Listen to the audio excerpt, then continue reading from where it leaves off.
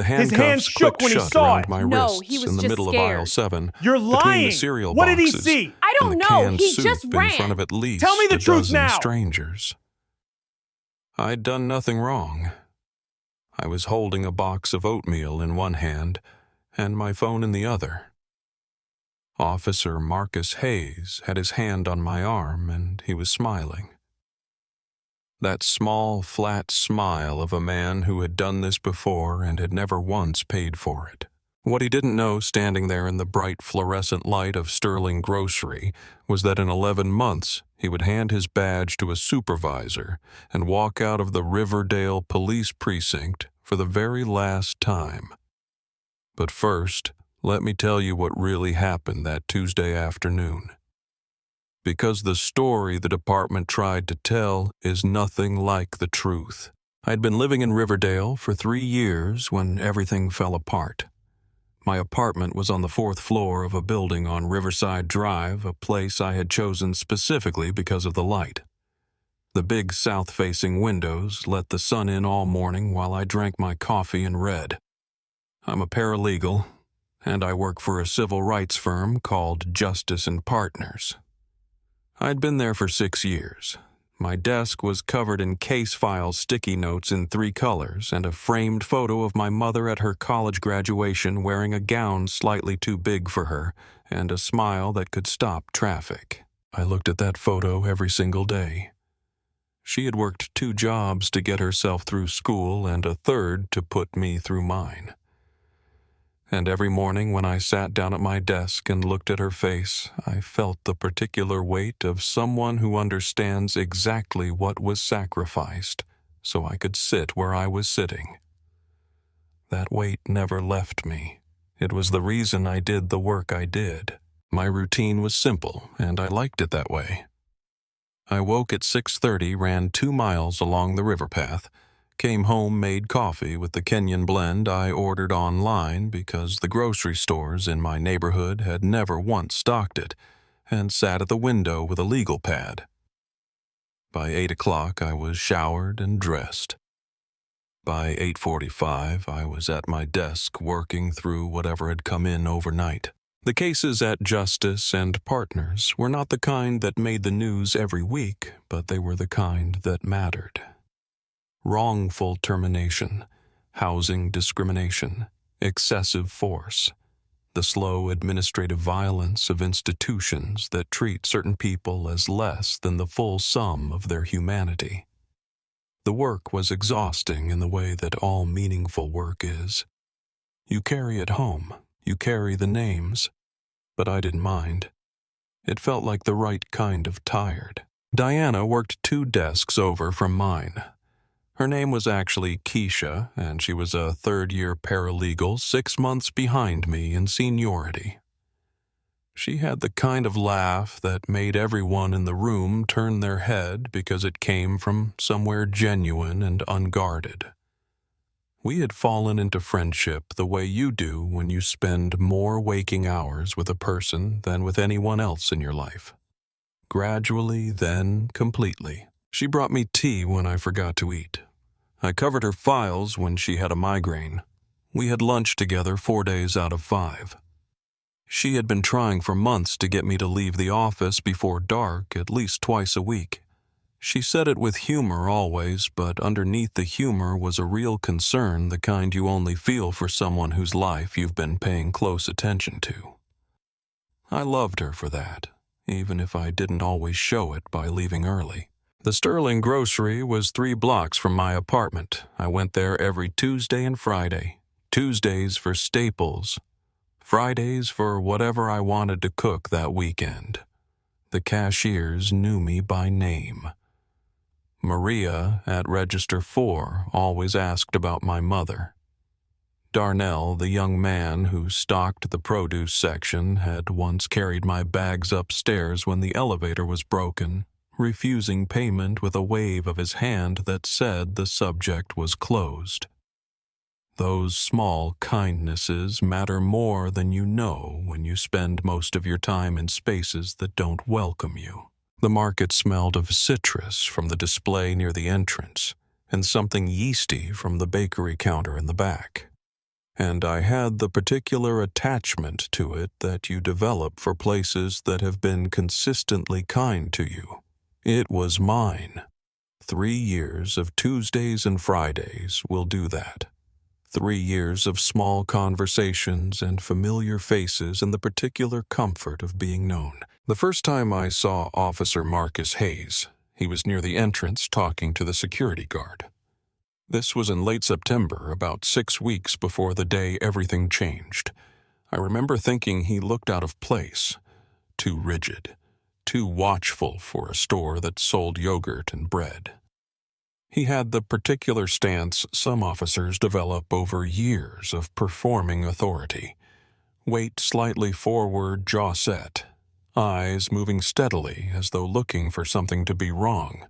I registered him the way you register a door left slightly ajar, just enough to make a note of it somewhere below thought.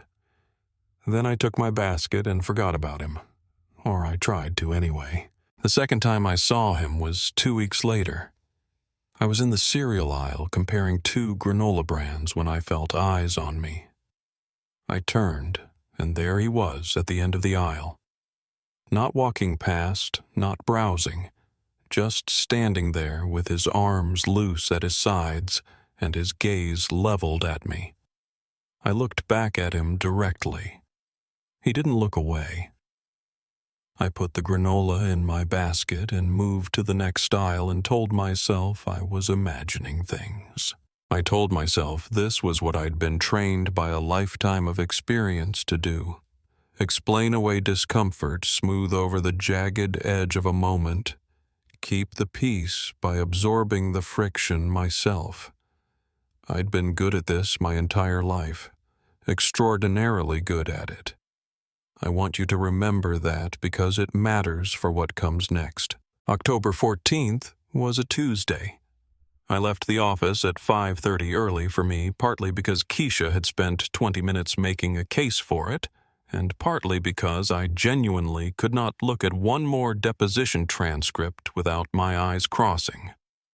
I locked my desk, said goodnight to Mr. Edmund Justice, who was on the phone with a client in Atlanta, and waved without looking up and walked the 6 blocks to the market. It was a cool afternoon, the kind of October day that smells like dry leaves and something baked in the particular sharpness in the air that means real fall has finally arrived. I had my list and my tote bag and my headphones in, but the music off because I like the ambient sound of the neighborhood at that hour. The way the city breathes when it's transitioning from afternoon to evening. I was in a decent mood. This matters in the telling. I want you to know I was happy when I walked through those doors. I pulled a basket from the stack and started in produce. I took my time. I squeezed 2 avocados, held a lemon to the light, put a bunch of spinach in a bag and twisted the top closed. I was running through a deposition I had to transcribe the next morning the way I always did when my hands were doing something automatic. Half present, half working. I was not behaving strangely. I was not acting suspicious. I was a woman buying spinach on a Tuesday evening. Nothing about that sentence should have needed a defense. I had the oatmeal box in my hand when I heard the footsteps behind me. I turned and there was Marcus Hayes. He was closer this time. Close enough for me to read the name tag. Close enough to smell stale coffee and something synthetic on the fabric of his uniform. He was not shopping. He was not passing through.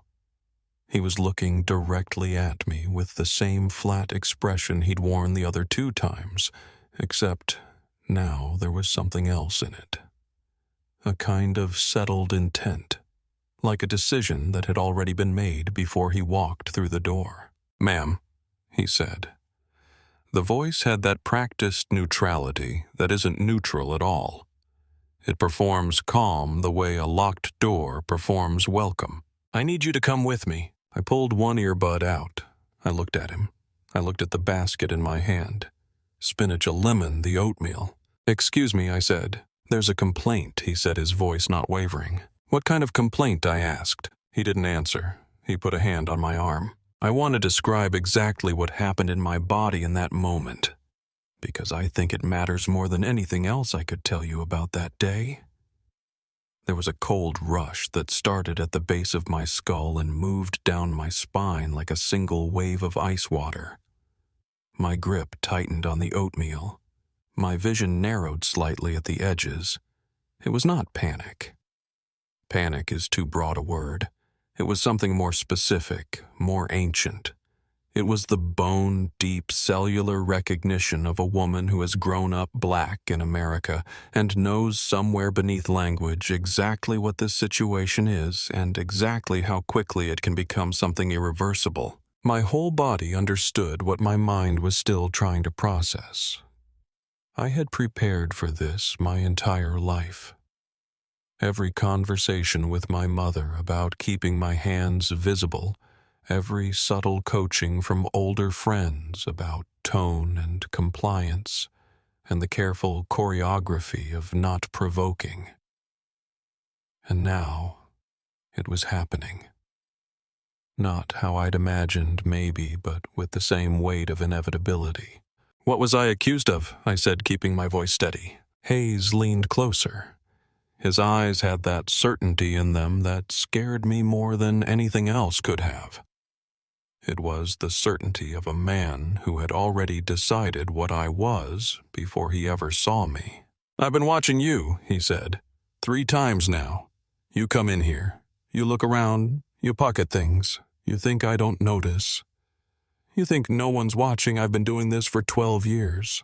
I know what I see." "I haven't taken anything," I said. "You can come with me voluntarily," he said, and his hand tightened on my arm.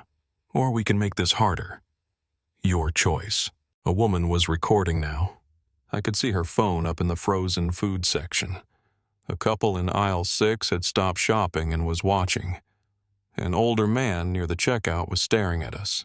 Hayes could see them too. He knew he was being watched.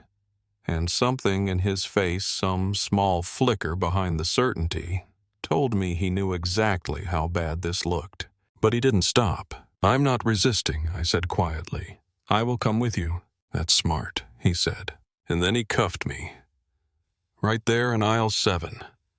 The handcuffs clicked shut around my wrists. The metal was cold and tighter than I would have expected.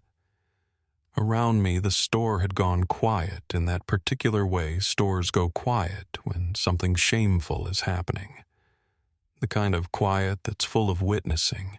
Hayes led me through the store toward the back, toward the manager's office, toward a room that had no windows. Every step was visible. Every eye was on me. The woman with the phone followed, still recording.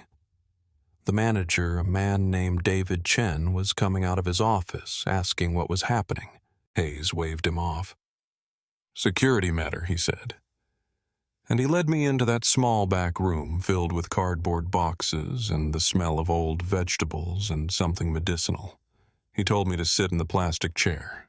He closed the door. He locked it. And then there was silence. Just me and the handcuffs and the fluorescent light and the particular knowledge that I had done nothing wrong and that it might not matter at all. He stayed in that room with me at first. He asked me where I had hidden the merchandise. He asked me what stores I had hit. He asked me if I knew what the penalties for shoplifting were, especially with an accomplice, which he seemed to think I had. He said it with a strange kind of patience, like he was trying to help me understand something obvious. "I want to call my employer," I said. "No phone calls until we sort this out," he said. "This is illegal," I said. "That's not really your decision," he said. He left me alone after that. He locked the door from the outside. I sat in that plastic chair with the handcuffs cutting into my wrists and tried to control my breathing. I could hear voices outside the door. The manager. Other employees. Someone asking if they should call a lawyer. Time works differently when you're alone and afraid. Minutes feel like hours. I don't know if it was 5 minutes or 15 minutes before Hayes came back, but when he did, he had a form of some kind. He asked me again if I wanted to confess. He said confessing would be the smart play, that the DA might go easier on me if I cooperated. I haven't taken anything I said again. He studied me for a long time, then he got angry, real angry. His voice got loud. He said I wasn't the first to play innocent. He said he'd been doing this for 12 years and he knew a thief when he saw one. He said my denials were only making it worse for myself. That's not how the law works, I said quietly. Maybe in court, he said, his face flushing. But right here in this room right now, I decide what's true. And I'm telling you, I know what I saw. 3 separate occasions. I watched you. I know your pattern. You've been following me, I said. It finally clicked. Those sightings weren't coincidence. Because I had a hunch, he said, and my hunches are usually right. The cold in my spine got colder. He wasn't just detaining me. He had been hunting me. For weeks he had been planning this. The certainty in his voice wasn't misunderstanding. It was the certainty of obsession. I need to call someone, I said. After we sort this out, he said again. But before anything could go further, the door opened. It was David Chen. He looked pale. He looked angry in the way that people look angry when they've seen something they can't unsee. Marcus, he said. I reviewed the security footage. Hayes stood up slowly. What footage? The cameras. All of them. She's clean. You can see everything. She's never taken anything. She's shopped here dozens of times and never stolen a single thing. Footage can be unclear, Hayes said immediately. No, David said. It can't. It's very clear. This woman is innocent. Hayes looked at me. For just a second, something flickered across his face. Not doubt. Not quite. But something like the beginning of understanding that he had made a mistake. Then it was gone, replaced by that same certainty. Don't come back here, he said to me. You're trespassed, and you can expect to hear from the DA about these charges. There are no charges yet, David said, because there was no crime. And if you keep this up, we're going to have a problem. Hayes didn't say anything else. He uncuffed me without looking at me. The marks on my wrists were already red, already burning. You're free to go, David said quietly. I'm very sorry for this. I walked out of that room and out of that store without my groceries, without looking back. In the parking lot, I sat on the curb for 10 minutes and let my hands shake. The sun was getting lower. The evening was getting cooler. And I was sitting in a parking lot in Riverdale with red marks on my wrists and the absolute certainty that something in my life had just broken open. I didn't sleep that night. I sat in my kitchen with a cup of Kenyan blend coffee and watched the city breathe at 3 a.m. The hum of a distant highway, a dog somewhere, the particular silence of a street with no traffic that somehow still sounds inhabited. I wrapped both hands around the mug and thought about what had happened, about how easily it could have gone a different way, about the women and men I represented who hadn't been as fortunate as I was, who didn't have a store manager who checked the footage, who didn't have a civil rights attorney as a colleague, who just had the mark on their wrists and the shame and the long, slow process of learning to blame themselves. I traced the red lines on my wrists with my opposite hand. They were already starting to fade, but I could feel where the metal had bitten in. I could feel the exact weight of Hayes's certainty. I called Keisha at 9 a.m. She picked up on the second ring. Where were you last night? She said. You didn't respond to any of my texts. I told her everything, every detail, every moment. And when I finished, there was a long silence on the line. We need to tell someone, she said.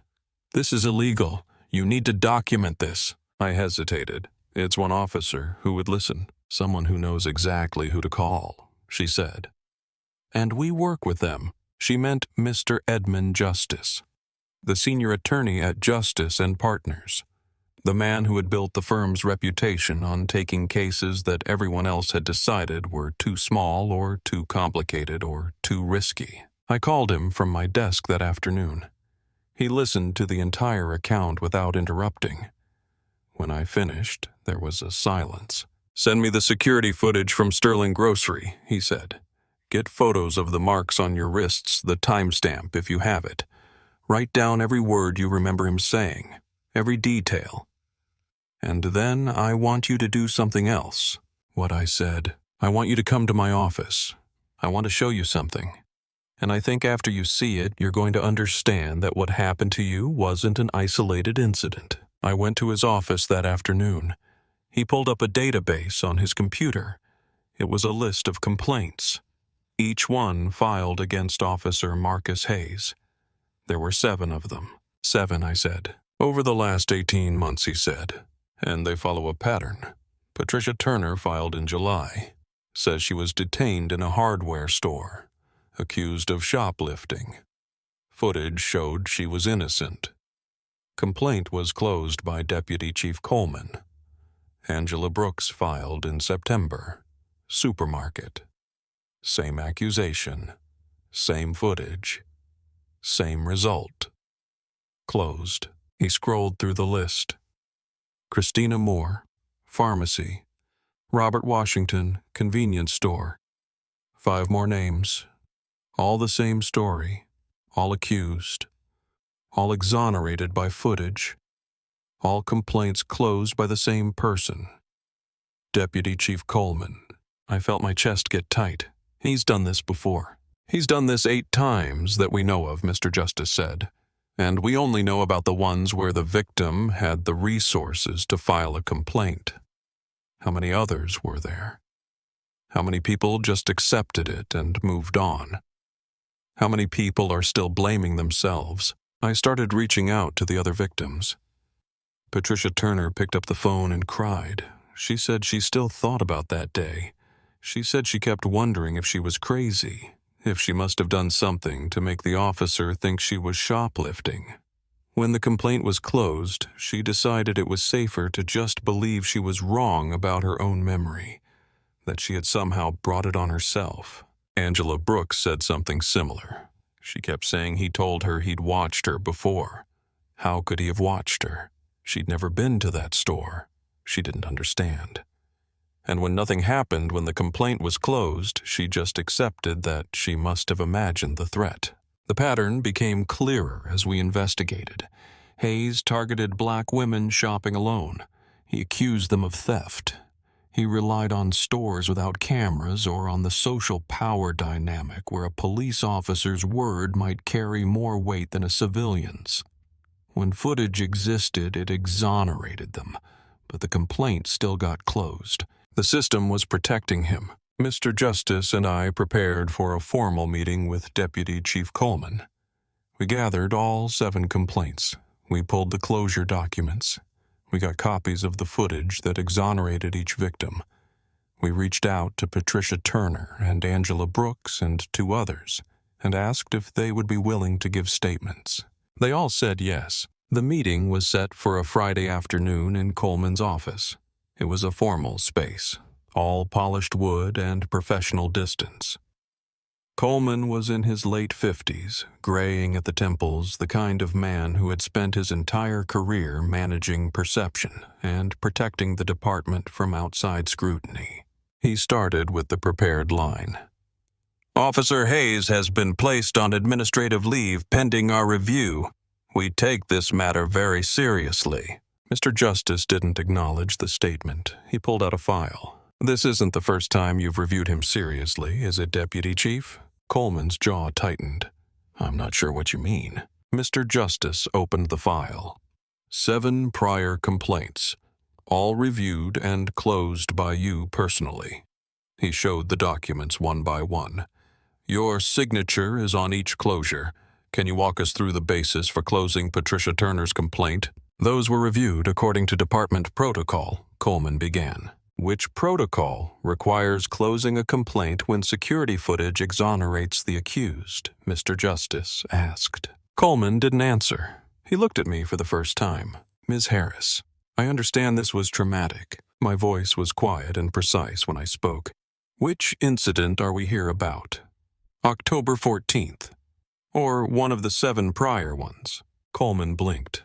I'm not sure I understand the distinction. The distinction, I said, is that you already knew this pattern existed. You had 7 opportunities to stop this officer. You didn't.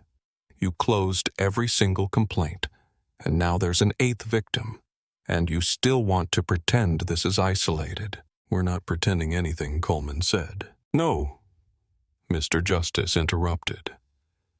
You're protecting something, and you need to understand that the time for protection is over. Patricia Turner is willing to give a public statement. Angela Brooks is prepared to testify. 2 others have provided notarized accounts. The security footage from Sterling Grocery is being released. And we've already filed a complaint with the State Attorney General's office detailing the pattern of complaints and the systematic closure of each one without proper investigation. Coleman's face went pale. You can't. We already did, Mr. Justice said. And unless you want to have a conversation with federal investigators about civil rights violations, I'd suggest you expedite your internal review and implement some serious institutional change. The story broke 4 days later. A journalist that Mr. Justice knew ran the headline in the Riverdale Herald. Riverdale police officer accused of targeting black women shoppers. 7 prior complaints closed without investigation. The security footage from Sterling Grocery went public with the story. Everyone could see it. Hayes watching me from across the store. Hayes following me. Hayes approaching me with that flat smile. Me standing there just buying my groceries, my phone in one hand, oatmeal in the other. Not stealing, not acting suspicious, just being. The video went viral. It was shared thousands of times. Then tens of thousands. Media outlets picked it up. Local news, then regional news, then national. The comments section filled with women sharing their own stories. Some claimed Hayes had done it to them. Some talked about other officers. Some just said thank you for not staying silent. Patricia Turner did an interview on local television. She was nervous at first, but then her voice found its steady ground. I wasn't believed, she said. I doubted myself for 2 years. Seeing this footage, knowing it wasn't just me, it finally feels real. It finally feels like maybe the problem wasn't me. Angela Brooks gave a statement through the firm. I'm a registered nurse. I help people every day. And I was treated like a criminal because of how I looked. And when I reported it, no one listened. That changes today. Within a week, the firm had received 43 calls from other potential victims. Not just of Hayes, of other officers. The pattern extended far beyond one man. It was a department problem, a culture problem, a system problem. The internal affairs investigation took 6 weeks. During those weeks, the media coverage intensified. The mayor called for a comprehensive review. The city council voted to implement new oversight protocols. News helicopters circled the police precinct. And then on a Thursday afternoon, Mr. Justice called me. It's done, he said. What do you mean, I asked. Officer Marcus Hayes has been terminated from the Riverdale Police Department effective immediately. His badge has been surrendered. The matter has been referred to the district attorney's office for potential criminal prosecution. And Deputy Chief Coleman has been placed on administrative suspension pending a separate review. I sat very still at my desk with the phone against my ear. Directly in my line of sight was the photo of my mother. Graduation gown slightly too big, smile that could stop traffic. Simone, Mr. Justice said, "Are you okay?" "Yes," I said. "Yes, I think I actually am." That evening, Patricia Turner called me. She was crying, actually crying for the first time in 2 years. She said that when she heard the news, she drove to her car in the hospital parking lot where she worked and sat there and let herself feel something she'd been holding back for so long. "I wasn't misremembering," she said. "I wasn't crazy. It was real." "It was real," I said, "and it was never your fault." Angela Brooks texted me the next morning. She said she had sat in her apartment with her family and watched the news coverage together. Her daughter asked if her mom was okay now. And for the first time in 2 years, Angela said yes. I think I actually am. The criminal case moved forward over the following months. Hayes was charged with deprivation of rights under color of law. 2 additional women came forward. They had been too afraid to come forward before, but seeing the pattern made public gave them the courage. His trial lasted 3 weeks. The prosecutors presented the pattern evidence. All 7 prior complaints, all the footage, the testimony from Patricia and Angela and the others. Hayes' own text messages where he talked about targeting certain stores and certain types of people. During cross-examination, Hayes claimed he was mistaken, that his observations were based on his training and experience, that women like that sometimes did steal. Those words alone, said in front of a jury, sealed his fate. He was found guilty. The sentencing came 4 weeks later. The judge looked at him with a kind of disappointment that seemed to run deeper than legal calculation. Your pattern of targeting black women shopping alone. The judge said your repeated false accusations, your reliance on gaps in documentation, your exploitation of police authority to assault and intimidate innocent people, this was not a mistake. This was the deliberate abuse of power. You violated the civil rights of at least 8 women that we know of, and there may be more who will never come forward because of the fear you created. 18 months federal prison. Hayes looked at the ground as he was led away. Not at the cameras, not at the victims, just at the ground. And I thought about how much his certainty had cost him. How his absolute conviction in his own judgment had been the thing that destroyed him. The civil case settled 4 months later. Patricia Turner received a substantial judgment. So did Angela Brooks. So did I. But the money was never the point. The point was that the system had finally acknowledged what it had been denying, that we were right, that our memories were accurate, that we had not brought this on ourselves. Deputy Chief Coleman's review concluded with a demotion and mandatory retraining. He was stripped of supervisory authority over personnel decisions. His career, which he had spent decades building, was fundamentally altered. He had protected Hayes, and now he was being held accountable for it. I moved apartments 6 months after the settlement was announced, not far, still in Riverdale. Still a street that smelled like dry leaves in October. But new windows. A kitchen with more morning light than I knew what to do with.